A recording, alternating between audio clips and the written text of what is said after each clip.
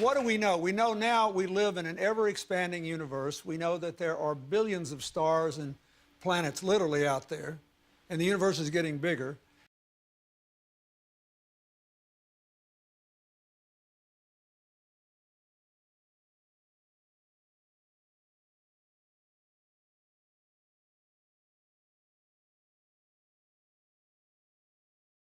We know from our fancy telescopes that just in the last 2 years, more than 20 planets have been identified outside our solar system that seem to be far enough away from their suns and dense enough that they might be able to support some form of life. So it makes it increasingly less likely that we're alone.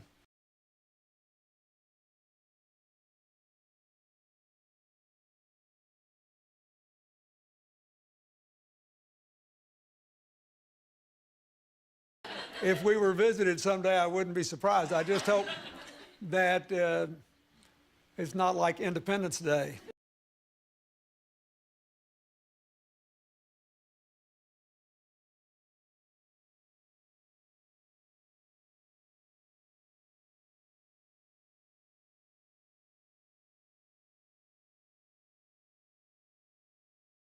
Maybe the only way to unite this incredibly divided world of ours.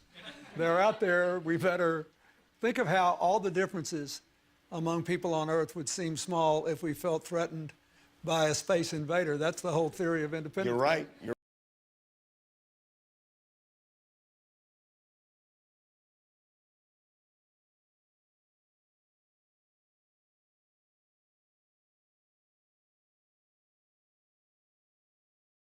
Everybody gets together and makes nice and, you know.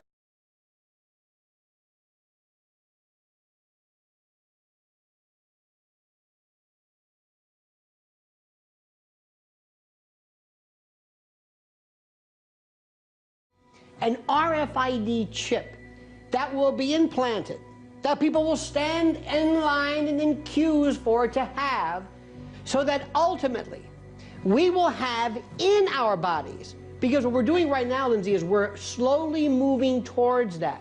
We went from the desktop to the laptop to the phone to the watch, and now we're having little tattoos, little biometrics, all of them leading to the ultimate goal, and that is an RFID, a radio frequency identification or similar chip, to be placed subcutaneously.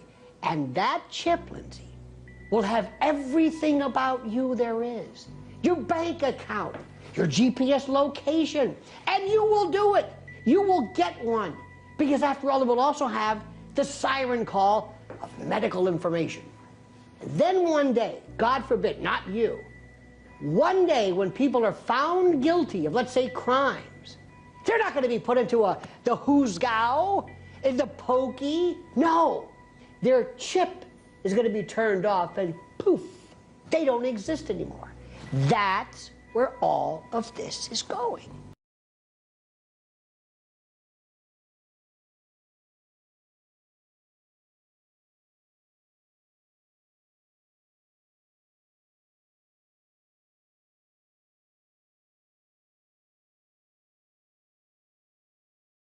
About it, Lindsay. No more wallets. You want to pay for your bill? Go like that. Because there's the chip. Just go like that. We'll do these little hand waves.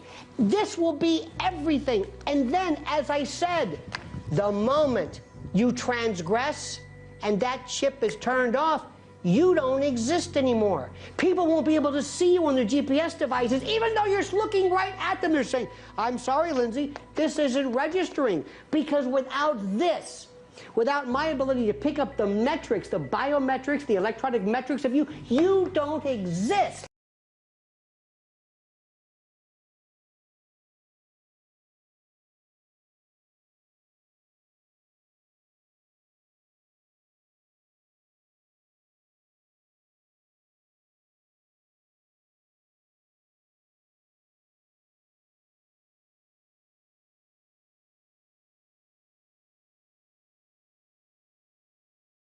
Perhaps we need some outside universal threat.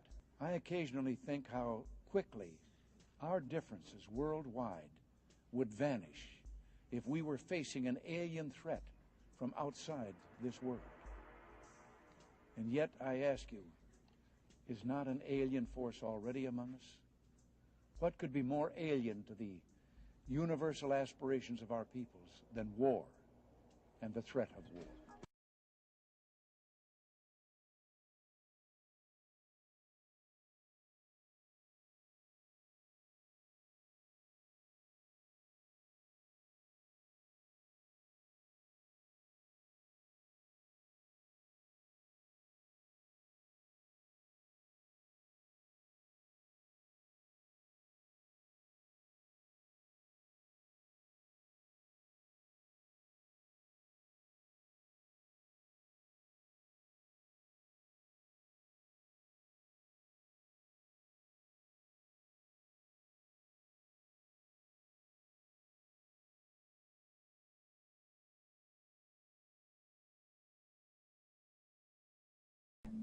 This is Aaron Russo, a filmmaker and former politician.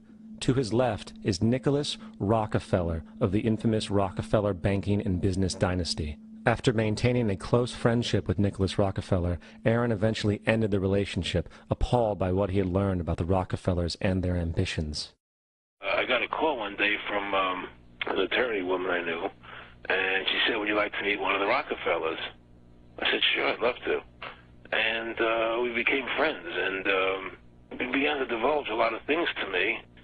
So he said to me one night, he said that there's going to be an event there, and out of that event, you're going to see we're going to go into Afghanistan, so we can run pipelines from the Caspian Sea. We're going to go into Iraq to take the oil and establish a base in the Middle East, and we're going to go into Venezuela and try and get rid of Chavez. And the first two they've accomplished. Chavez they didn't accomplish. And he said you're going to see guys going into caves looking for looking for people that they're never going to find. You know, he was laughing about the fact that you have this war on terror. There's no real enemy. He's talking about how by having this war on terror, you can never win it because it's an eternal war. And so you can always keep taking people's liberties away. And I said, how are you going to convince people that this war is real? He said, but the media can convince everybody it's real. I mean, you know, it's just that you keep talking about things. You keep saying it over and over and over again, and eventually people believe it. You know, you created the Federal Reserve in 1913 through lies. You create 9/11, which is another lie. Through 9/11, then you're fighting a war on terror, and now all of a sudden you go into Iraq, which was another lie, and now they're going to do Iran. You know, and it's all one thing leading to another, leading to another, leading to another. Now, I would say that, what are you doing this for? What's the point of this thing? You have all the money in the world you ever want. You have all the power. I said, you know, you're hurting people. It's not a good thing. And he would say, what do you care about the people for? Take care of yourself and you take care of your family. And then I said to him, what are the ultimate goals here? He said, the ultimate goal is to get everybody in this world chipped with the RFID chip and have all money be on those chips and everything on those chips. And if anybody wants to protest what we do or violate what we want, we just turn off that chip.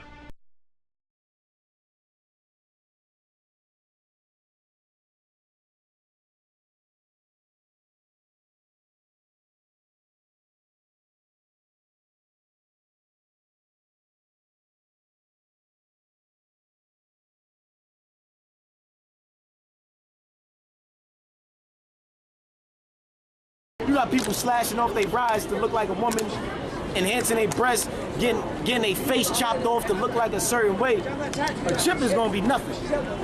These people gonna be willingly accepted. A majority of these people gonna be willingly accepted, but get the judgment on it. Revelations 13. Why? Because a lot of people just don't believe in the Bible. They don't believe in the prophecy. They don't believe what we're saying is to be true, but is according to the Bible what's gonna happen.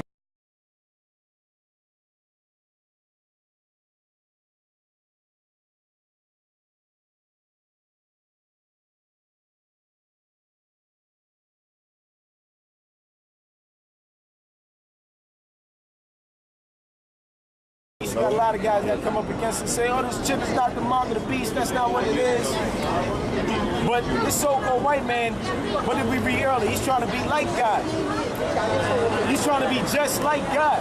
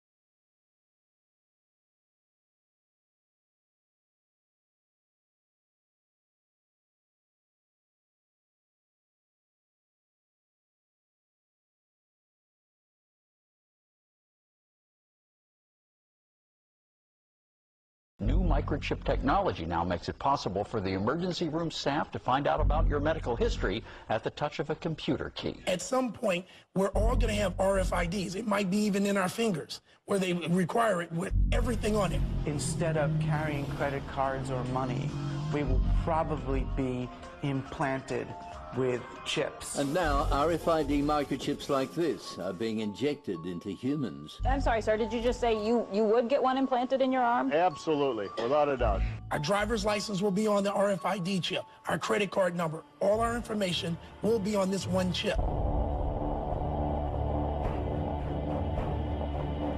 The chip is encased in unbreakable glass and is about the size of a grain of rice. The procedure is done with anesthesia and is relatively pain-free. It felt pretty scary, but at the same time it felt very modern, very 2015. Everyone will have a unique 12-digit identity number. If hospitals purchase this detection equipment, the system will most likely start to include more and more people in those communities who will want the chips. Wow. Interesting stuff. Everybody could have one of those one day. Does Google now know everything I do and everywhere I go? Because let's face it, we like you guys, but you're from Google. It may be true that 10 to 20-year-olds don't want to wear a watch on their wrist, but you can be sure that they'll be far more interested in wearing an electronic tattoo, if only to piss off their parents.